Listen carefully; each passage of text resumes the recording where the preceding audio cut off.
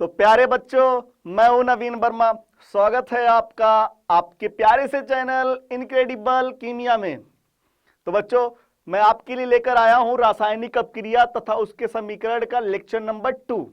ठीक है, जिसमें मैं आज आपको बताऊंगा बच्चों किसी भी रासायनिक अपक्रिया को संतुलित करना। बहुत ही इंपॉर्टेंट है रासायनिक अपक्रिया का संतुलन। ठीक है बच्चों, तो क्वेश्चंस यहां बोर्ड में आते रहते हैं और यहां तक कि अगर आप किसी का ओलंपियाड या एनटीएससी किसी का पेपर भी देंगे ना, तो उसमें भी क्वेश्चंस यहां से पूछे जाते हैं। मतलब इंपॉर्टेंट है बच्चों, और बच्चों को ये टफ भी लगता है। लेकिन बच्चों, मैं आज आपके लिए ऐसा तरीका लेकर आया हूं ना कि कभी भी कोई क्वेश्चन आपके सामने लाए सब सही हो जाएगा। कोई टफ नहीं, कोई कुछ टफ ही नहीं लगेगा। सिर्फ 15 से 20 मिनट का टॉपिक है, आप अच्छे से समझ लीजिए। हाँ, लेकिन एक चीज और बच्चों, अगर आपको वीडियो अच्छा लगे, समझ में आए, तो वीडियो को ज्यादा से ज्यादा शेयर करिए, है ना। चैनल को सब्सक्राइब करिए और वीडियो को लाइक करना भी बिल्कुल ना भूलें। ठीक है बच्चों, तो चलिए स्टार्ट कर रहे हैं रासायनिक अपक्रिया तथा उसके समीकरण। इसके पहले मैंने आप लोग को बच्चों बताया था रासायनिक अपक्रिया के बारे में। आज मैं आपके लिए लेकर आया हूं रासायनिक समीकरण। तो सबसे फर्स्ट पॉइंट बनता है कि रासायनिक समीकरण क्या होता है सर। देखिएगा, रासायनिक समीकरण बहुत टफ नहीं है। किसी भी रासायनिक अपक्रिया को प्रदर्शित करने का तरीका होता है रासायनिक समीकरण, है ना। रासायनिक समीकरण को बच्चों दो तरीके से प्रदर्शित करते हैं। एक तो होता बच्चों सिंबल इक्वेशन और एक होता वर्ड इक्वेशन, मतलब शब्द समीकरण, और एक होता प्रतीक समीकरण। ठीक है, तो चलिए हम लोग देख लेते हैं रासायनिक समीकरण और रासायनिक समीकरण को कैसे प्रदर्शित करते हैं। ठीक है, रासायनिक समीकरण, रासायनिक समीकरण, रासायनिक अभिक्रिया नहीं बच्चों, रासायनिक समीकरण किसी भी रासायनिक अभिक्रिया को, किसी भी रासायनिक अपक्रिया को रासायनिक समीकरण के द्वारा प्रदर्शित करते हैं। रासायनिक समीकरण के द्वारा प्रदर्शित करते हैं। और बच्चों, ये जो प्रदर्शन करने का तरीका होता है दो तरीके से होता है। एक कौन सा होता है बच्चों, शब्द समीकरण,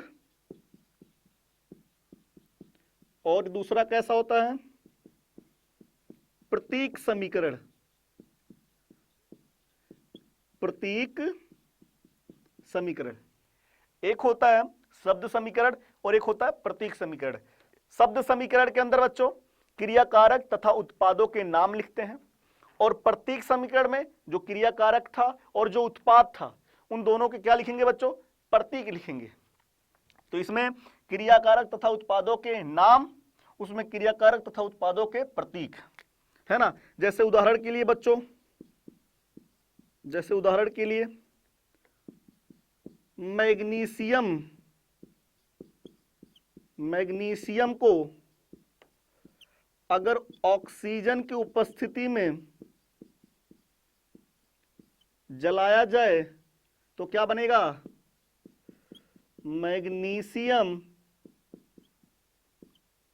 ऑक्साइड, मैग्नीशियम ऑक्साइड बनेगा बच्चों, है ना। तो मैग्नीशियम को ऑक्सीजन की उपस्थिति में जलाया जाएगा तो मैग्नीशियम ऑक्साइड। प्रतीक समीकरण में क्या होता है बच्चों, जैसे मैग्नीशियम का प्रतीक क्या होता है, Mg, हाँ सर। ऑक्सीजन का प्रतीक क्या होता है बच्चों, O2, हाँ सर। और क्रिया करेंगे, हाँ सर, तो उत्पाद क्या बनेगा बच्चों, मैग्नीशियम ऑक्साइड। अभी ये संतुलित नहीं है, अभी ये संतुलित नहीं, इसका संतुलन करना अभी थोड़ी देर में मैं आपको इसी वीडियो में समझाने वाला हूं। ठीक है, तो यहाँ पे दो ऑक्सीजन, यहाँ पे एक ऑक्सीजन, दो से गुणा कर दिया, ऑक्सीजन संतुलित, हाँ। मैग्नीशियम दो है तो दो आगे गुणा कर दीजिए। तो ये प्रतीक समीकरण है। और उदाहरण ले लीजिए बच्चों, जैसे जिंक है, उसकी अपक्रिया किसके साथ कराएंगे, सल्फ्यूरिक अम्ल के साथ।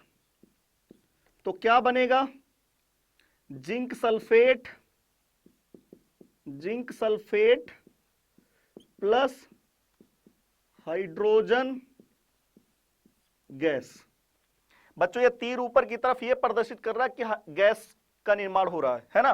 तो जिंक प्लस सल्फ्यूरिक अम्ल की अपक्रिया कराया गया तो zinc sulphate plus hydrogen gas बना है। ठीक है, तो ये आपने क्या लिखा है, इसमें नाम लिखा हुआ है, इसलिए बच्चों ये शब्द समीकरण के अंदर आएगा। अगर आप इसी को प्रतीक के थ्रू लिखेंगे तो प्रतीक समीकरण के अंदर आएगा। जैसे बच्चों जिंक का प्रतीक Zn, सल्फ्यूरिक अम्ल का प्रतीक H2SO4, अब क्रिया कराएंगे तो क्या बनेगा, जिंक सल्फेट को बुलाएगा ZnSO4 बनाएगा zinc sulphate plus hydrogen gas निकलेगा बच्चों। तो यहां पे इस अपक्रिया में आपने प्रतीक लिखा है इसलिए प्रतीक समीकरण के अंदर आएगा। ठीक है, तो ये था बच्चों रासायनिक समीकरण। अब देखते बच्चों संतुलन के आधार पर रासायनिक अपक्रिया दो प्रकार की होती है, एक असंतुलित रासायनिक अपक्रिया और एक संतुलित रासायनिक अपक्रिया। चलिए इसको भी अपन लोग देखते हैं। ठीक है, रासायनिक अपक्रिया के प्रकार किसके आधार पे, संतुलन के आधार पे। कितने प्रकार का होगा बच्चों, दो प्रकार का, एक असंतुलित रासायनिक अपक्रिया और दूसरा कैसा होगा बच्चों, संतुलित रासायनिक अपक्रिया होगा। एक संतुलित होगा और एक असंतुलित होगा। जब बच्चों क्रियाकारक तथा उत्पादों के मोल बराबर ना हो तो आप बोलेंगे सर ये असंतुलित है। अगर क्रियाकारक तथा उत्पादों के मोल बराबर है, जितने मैग्नीशियम इधर है उतने मैग्नीशियम उधर, जितना सल्फेट इधर है उतना उधर, सब कुछ एक दूसरे, नंबर ऑफ परमाणुओं की संख्या, अणुओं की संख्या, सारी चीजें अगर बराबर है ना तो आप बोलेंगे सर ये रासायनिक अपक्रिया संतुलित है। ठीक है, जैसे उदाहरण बच्चों, उदाहरण हाइड्रोजन की अपक्रिया आयोडीन के साथ कराया, क्या बना बच्चों, HI। क्या ये संतुलित है, क्या नहीं संतुलित है। आपने सिर्फ क्रियाकारक और उत्पाद के नाम लिखे हैं, है ना, आपने सिर्फ क्रियाकारक और उत्पाद को लिखे हैं, अभी आपने संतुलन नहीं किया बच्चों। लेकिन अगर इसको संतुलन करना है तो क्या होगा, H2 plus I2 gives out 2HI, दो हाइड्रोजन दो हाइड्रोजन, दो आयोडीन दो आयोडीन। तो ये अब क्रिया कैसा बच्चों, संतुलित है, और ये अब क्रिया कैसा है, असंतुलित है। नाइट्रोजन की क्रिया आप हाइड्रोजन के साथ कराइए तो क्या बनता बच्चों, अमोनिया गैस। क्या इसमें पूरा संतुलित है, इधर दो हाइड्रोजन इधर तीन, तो क्या संतुलित है बच्चों, नहीं, ये असंतुलित है। ठीक है, अब देखिएगा संतुलित कैसे होगा, N2 है plus 3H2 gives out 2NH3, है ना। तो देखिएगा बच्चों इसमें दो नाइट्रोजन, यहां भी दो नाइट्रोजन, 3 दूनी 6 हाइड्रोजन, 3 दूनी 6 हाइड्रोजन। तो नाइट्रोजन की परमाणुओं की संख्या और हाइड्रोजन परमाणुओं की संख्या सब बराबर है, तो ये कैसा है, संतुलित है। अब बच्चा प्रश्न ये मेरे से पूछा कि सर चलिए ठीक है, हम मान लिए, पहचान भी लेंगे कि कौन संतुलित है कौन असंतुलित है, ये हम पहचान लेंगे, लेकिन संतुलन की जरूरत काहे पड़ी, काहे संतुलित करना पड़ता है, ये हमको बताइए। आपको पता होना चाहिए बच्चों, आप लोग 9th क्लास में पढ़ते हैं द्रव्यमान संरक्षण का नियम। हर कोई, जितनी भी अपक्रियाएं होती हैं, नाभिकीय अपक्रियाओं को छोड़कर जितनी भी अपक्रियाएं होती हैं, सभी अपक्रिया द्रव्यमान संरक्षण के नियमों का पालन करती हैं। द्रव्यमान संरक्षण का नियम क्या कहता बच्चों, कि जितना क्रियाकारक का द्रव्यमान होता है उतना ही उत्पाद का द्रव्यमान बनेगा। अगर आपने क्रियाकारक बच्चों 100 ग्राम लिया है, अपक्रिया को पूरा हो जाने के बाद 100 ग्राम ही उत्पाद बनेगा, कभी ज्यादा नहीं बनेगा। यह है द्रव्यमान संरक्षण का नियम। अब द्रव्यमान के सहायता से आप लोग मोल निकाल सकते हैं, मतलब जितना क्रियाकारक का मोल उतना उत्पाद का मोल। क्लियर है। तो ये देखिएगा बच्चों, अगर मैं बात करूं, अगर असंतुलित अपक्रिया रहेगा तो क्या वो द्रव्यमान संरक्षण के नियमों का पालन करेगा, बिल्कुल नहीं करेगा बच्चों। तो संतुलित अपक्रिया ही द्रव्यमान संरक्षण के नियमों का पालन करती है। तो कभी पूछा जाए कि संतुलित अपक्रिया की जरूरत क्यों पड़ती है, या कभी भी रासायनिक अपक्रिया को संतुलित क्यों करना पड़ता है, तो आपका सीधा जवाब होना चाहिए, एक जवाब होना चाहिए कि द्रव्यमान संरक्षण के नियमों का पालन करने के लिए। ओके बच्चों, तो चलिए देख ही लेते हैं द्रव्यमान संरक्षण का नियम। ओके, द्रव्यमान संरक्षण का नियम, ठीक है। एक साइंटिस्ट थे बच्चों, कौन, लेओसियर। किसने दिया द्रव्यमान संरक्षण का नियम, लेओसियर। ठीक है, उदाहरण के द्वारा समझा रहा हूं। हमने एक रिएक्शन लिया, एक अपक्रिया लिया बच्चों, कैल्शियम कार्बोनेट। आपको पता है ये कैल्शियम कार्बोनेट, इसे चूने का पत्थर भी बोलते हैं।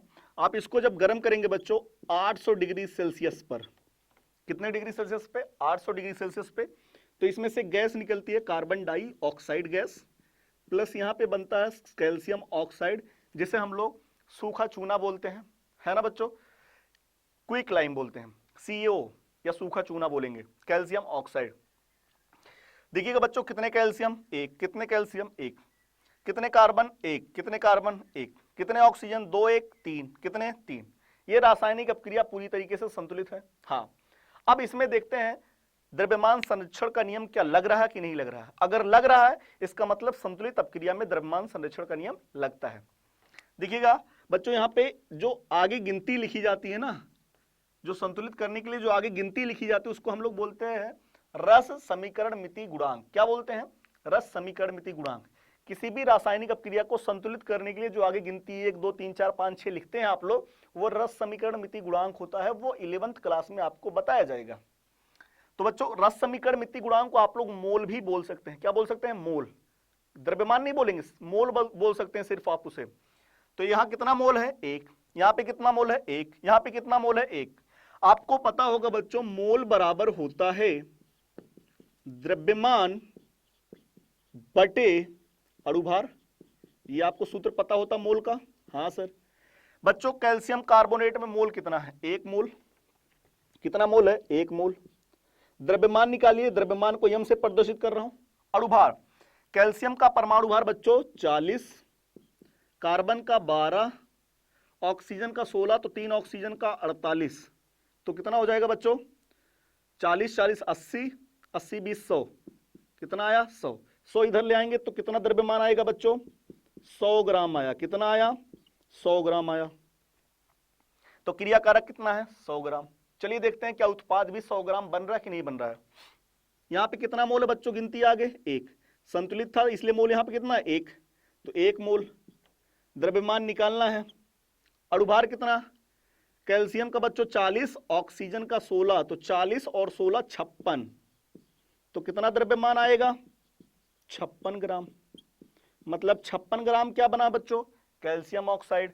चलिए देखते हैं कार्बन डाइऑक्साइड कितना बना है। यहाँ पे मोल कितना, 1। द्रव्यमान निकालना है। कार्बन का परमाणु भार 12, ऑक्सीजन का 16, तो 2 ऑक्सीजन का 32 और 12 44, तो द्रव्यमान कितना आएगा बच्चों, 44 ग्राम। कितना आया, 44 ग्राम। तो पहले क्रियाकारक 100 ग्राम था, बाद में उत्पाद भी देख लीजिए कितना है, 56 ग्राम कैल्शियम ऑक्साइड और 44 ग्राम CO2, टोटल कितना, 100 ग्राम। तो क्रियाकारक भी पहले 100 था, उत्पाद भी 100 ही ग्राम बनाया। क्या 100 से ज्यादा बना, कभी नहीं।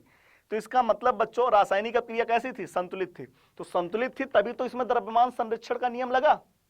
अगर द्रव्यमान संरक्षण का नियम लगाना है, फॉलो करना है, तो रासायनिक अपक्रिया को संतुलित करना पड़ेगा। अगर आप लोग रासायनिक अपक्रिया संतुलित नहीं किए हैं तो उसमें द्रव्यमान संरक्षण का नियम नहीं लगेगा बच्चों। अगर आप यहाँ गलती से 2 या 3 लिख देंगे तो बताइए क्या द्रव्यमान आ जाएगा, तब तो 2 लिख देंगे यहाँ 3, तब तो द्रव्यमान कुछ अलग हो जाएगा ना यार। तो इसीलिए रासायनिक अपक्रिया को संतुलित करना पड़ता है। मुझे लगता है आपको द्रव्यमान संरक्षण का नियम समझ में आ गया। मतलब किसी भी रासायनिक अपक्रिया को संतुलित करने की जरूरत क्यों पड़ती है वो बातें आपको पता चल गई। ठीक है बच्चों, तो चलिए अब जिसके लिए हम लोग इतनी देर से बकवास कर रहे हैं वो स्टार्ट करने जा रहा हूं। क्या, रासायनिक अपक्रिया को संतुलित करना। और बहुत ही इंटरेस्टिंग है, बहुत मजा आने वाला बच्चों। अलजेब्रिक मेथड के द्वारा आपको समझाऊंगा रासायनिक अपक्रिया का संतुलन। ठीक है, रासायनिक अपक्रिया का संतुलन। सबसे फर्स्ट उदाहरण के द्वारा मैं आप लोग को समझा रहा हूं। पहला उदाहरण लिया बच्चों, मैग्नीशियम Mg3N2 मैग्नीशियम नाइट्राइड का रिएक्शन जल के साथ कराया। ठीक है, तो क्या बना बच्चों, मैग्नीशियम हाइड्रोक्साइड प्लस अमोनिया का निर्माण होता है ना। इसको संतुलित करने के लिए कोई एक रासायनिक अपक्रिया जैसे ये आपके सामने दिया है, अब इसको संतुलित करना है। ठीक है, तो आप लोग सबसे पहले क्या करेंगे, जो जितने भी क्रियाकारक हैं और जितने भी उत्पाद हैं उनको ABCD करके आप लोग लिख दीजिए। तो यहां लिख दीजिए इसके आगे क्या, A, ये भी क्रियाकारक है, इसके आगे लिख दीजिए B, और तो कोई है नहीं। अब ये उत्पाद है, इसके आगे लिख दीजिए C, और ये इसके आगे लिख दीजिए D, है ना बच्चों। अब देखिएगा, अच्छा इसमें बताइए क्रिया कारक में और उत्पादों में देखिए कितने मैग्नीशियम है। एक मैग्नीशियम नाइट्राइड में 3 थे, तो कितना आगे है, ए है तो 3A।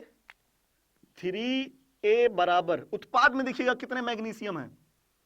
मैग्नीशियम हाइड्रोक्साइड में अकेला है लेकिन आगे C लिखा है, तो कितने के बराबर है बच्चों, C के बराबर है। तो C बराबर कितना, 3A। अगला देखिएगा, अब आपको पता है बच्चों कितने नाइट्रोजन है, कितने नाइट्रोजन है।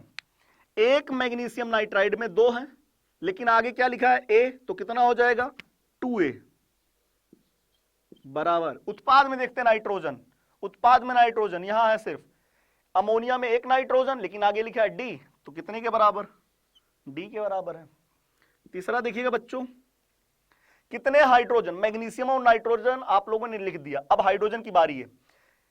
हाइड्रोजन यहां है, कितने हाइड्रोजन, 2 थे लेकिन आगे B लिखा है, तो क्या होगा बच्चों 2B बराबर।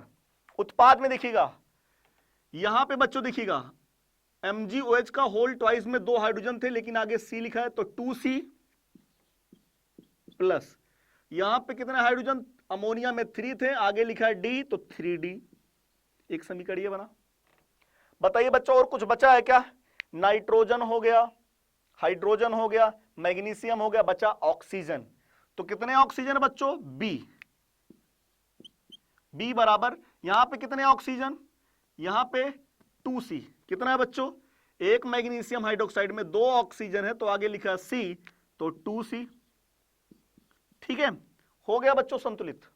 अब क्रिया संतुलित हो गया। अब अगर आपने A के दर पे मान लीजिए 1 रख दीजिए, A की प्लेस पे कितना रखते हैं बच्चों, 1, तो C बराबर कितना आ जाएगा, C बराबर कितना बच्चों, 3 गुणे 1, कितना आ जाएगा C के दर पे 3, बोलो। D का मान कितना आ जाएगा बच्चों, D का मान 2 गुणे 1, कितना आ जाएगा 2। B का मान कितना आ जाएगा बच्चों, B का मान, या तो आप इसमें C और D के मान रखिए तब जाके B का मान आ जाएगा, या आप डायरेक्ट इसमें C का मान रख देंगे तब भी B का मान पता चल जाएगा।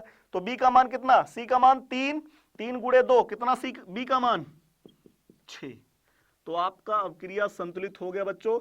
A बराबर कितना,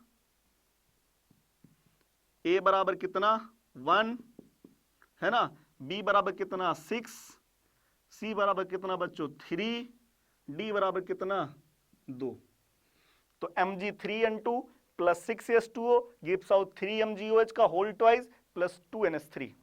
तो ये बहुत अच्छा तरीका है संतुलित करने का, मुझे लगता है आपको समझ में आ गया। ठीक है, चलिए अगला एग्जांपल लेते हैं ताकि अपने कॉन्सेप्ट और अच्छे से क्लियर हो जाए। ठीक है बच्चों, उदाहरण नंबर 2, बेंजीन लिया बच्चों, इसका नाम है C6H6 का नाम है बेंजीन। इसको मैंने ऑक्सीजन की उपस्थिति में जला दिया। ठीक है, तो बनता है बच्चों, किसी भी चीज को जलाओगे तो क्या बनेगा, धुआं और पानी CO2 प्लस वाटर। ठीक है, अब इसको संतुलित करना है, तो संतुलित करने के लिए सबसे पहले क्या लिखेंगे, आगे इसके आगे A, इसके आगे B, इसके आगे C, इसके आगे D। ओके, तो कितने कार्बन है बच्चों बेंजीन के अंदर, 6 कार्बन थे लेकिन आगे A लिखा है, तो 6A, 6 बराबर, इसमें कितने कार्बन है, उत्पाद में 1 था लेकिन आगे C लिखा है, तो C के बराबर है ना। चलिए देखते हैं हाइड्रोजन, कितने हाइड्रोजन बच्चों 6, आगे A लिखा है, तो 6A बराबर, इसमें कितने हाइड्रोजन 2D के बराबर, 2D। चलिए ऑक्सीजन देखते हैं बच्चों, कितने 2B, 2B बराबर कितने हाइड्रोजन, कितने ऑक्सीजन, 2B बराबर कितने ऑक्सीजन, उत्पाद में 2C plus D, 2C plus D। अब बच्चों अगर A के प्लेस पे आप लोग कुछ भी रख दीजिए, A के प्लेस पे मान लीजिए 1 रख देंगे, 2 रख देंगे, कुछ भी रख दीजिए, 1 रख दीजिए, तो C का मान कितना आ जाएगा बच्चों, C का मान कितना 6, बोलो सही है। और D का मान कितना आ जाएगा, यहां आप लोग रखेंगे 1 और 2 से भाग देंगे, तो D का मान कितना बच्चों 3, D का मान कितना 3। ठीक है, अब आप लोग C और D का मान रख करके B का मान निकाल सकते हैं। कैसे निकलेगा, 2B बराबर 2 गुणे 6 प्लस, है ना, प्लस 3, तो 6 दूनी 12, 3 15, तो 2B बराबर 15, तो B बराबर कितना आएगा बच्चों 15/2, तो तो b का मान कितना आ गया बच्चों 15/2। तो अगर आप a के प्लेस पे यहां 1 रखते हैं तो b का मान आएगा 15/2, c का मान आएगा 6, d का मान आएगा 3। ठीक है बच्चों, देख लीजिए कितने कार्बन 6, कितने कार्बन 6, कितने हाइड्रोजन 6, कितने हाइड्रोजन 3 दूनी 6, कितने ऑक्सीजन 15/2, 2 से 2 कैंसिल 15 ऑक्सीजन, कितने 6 दूनी 12, 12 3 15। अब क्रिया पूरी तरीके से संतुलित हो गई है। ठीक है बच्चों, तो मुझे उम्मीद है ये वीडियो आपको समझ में आया और आपको अच्छा भी लगा, है ना बच्चों। तो अब क्रिया को संतुलित करने के लिए सबसे आसान तरीका यही है। अगर एक बार आप कॉन्सेप्ट को समझ जाएंगे ना फिर कभी भूलेंगे नहीं ये तरीका। हिट और ट्रायल मेथड से कभी मत लगाइएगा बच्चों, है ना, वहां पे बार बार हिट करना पड़ता है, ट्रायल करना पड़ता है, कोई मतलब नहीं है। तो अगर आपको अच्छा लगे, आपको समझ में आया हो, तो ये जो आपका प्यारा सा चैनल है इनक्रेडिबल कीमिया, उसे लाइक कीजिए, शेयर कीजिए और सब्सक्राइब करना बिल्कुल ना भूलें। ओके बच्चों, बाय।